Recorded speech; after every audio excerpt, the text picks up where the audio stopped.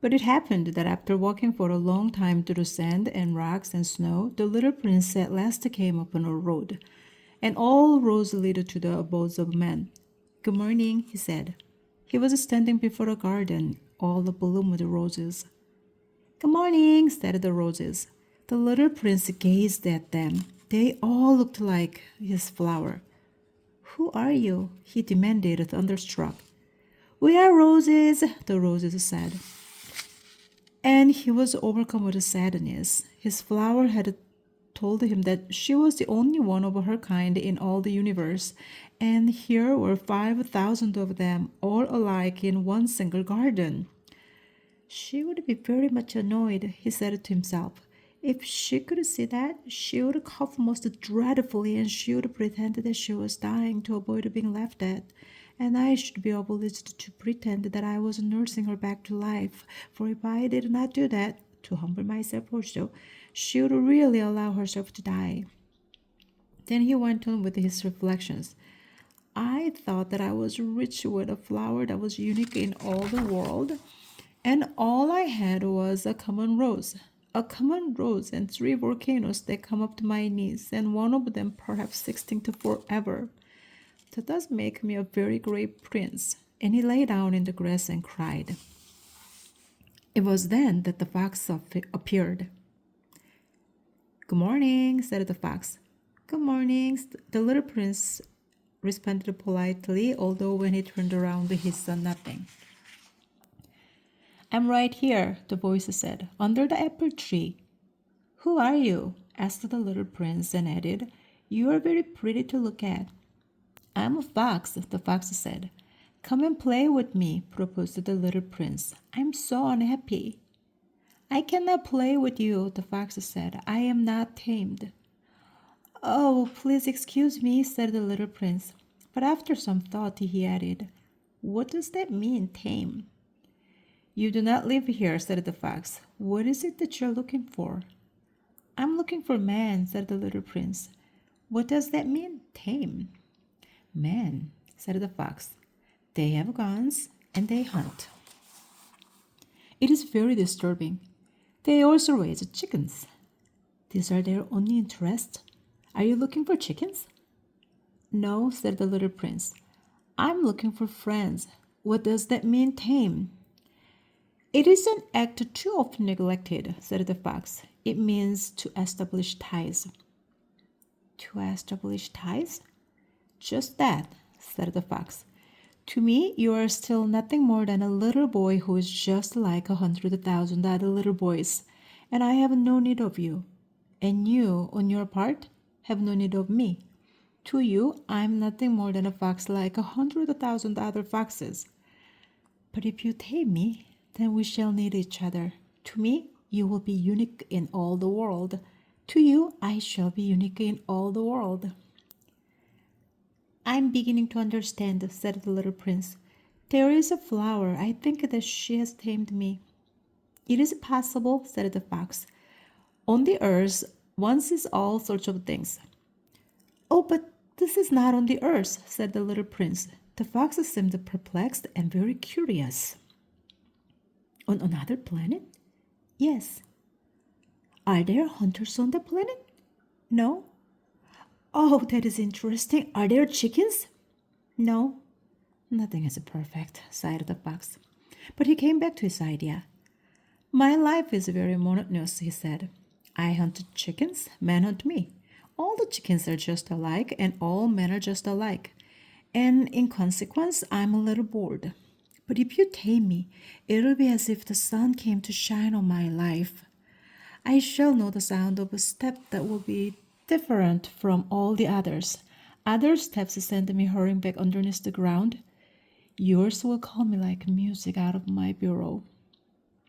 And then look, you see the grain fields down yonder? I do not eat bread. Wheat is of no use to me. The wheat fields have nothing to say to me, and that is sad. But you have a hair that is the color of gold. Think how wonderful that would be when you have tamed me. The grain, which is also golden, will bring me back the thought of you, and I shall love to listen to the wind in the wheat. The fox gazed at the little prince for a long time. Please, tame me, he said. I want to very much, the little prince replied. But I have not much time. I have friends to discover and a great many things to understand. One only understands the things that one tames, said the fox. Men have no more time to understand anything. They buy things already made at the shops. But there is no shop anywhere where one can buy friendship. And so men have no friends anymore. If you want a friend, tame me. What must I do to tame you? Asked the little prince. You must be very patient, replied the fox.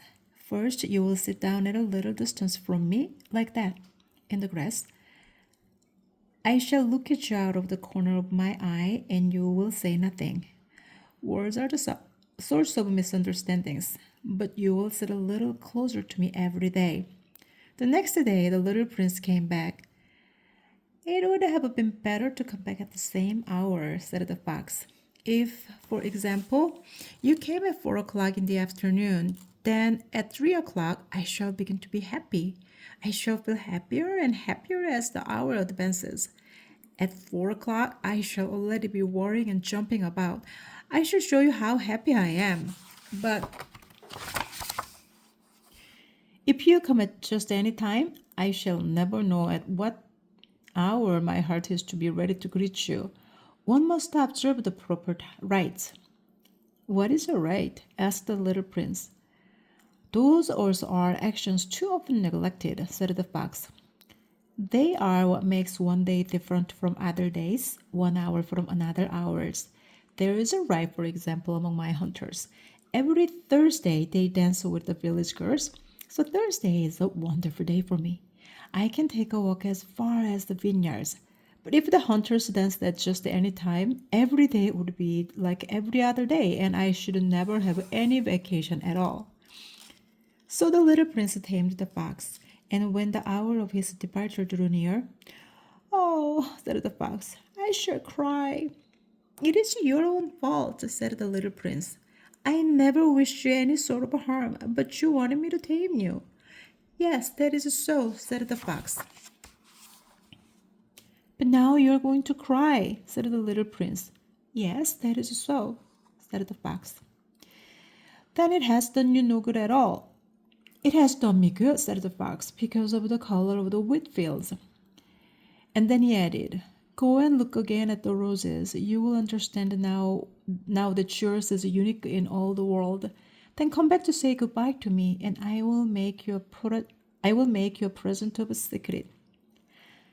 The little prince went away to look again at the roses. You are not at all like my rose, he said. As yet you're nothing. No one has tamed you, and you have tamed no one. You're like my fox when I first knew him. He was only a fox like 100,000 other foxes, but I have made him my friend, and now he is unique in all the world. And the roses were very much embarrassed. You are beautiful, but you are empty, he went on. One could not die for you. To be sure, an ordinary passerby would think that my rose looks just like you, the rose that belongs to me.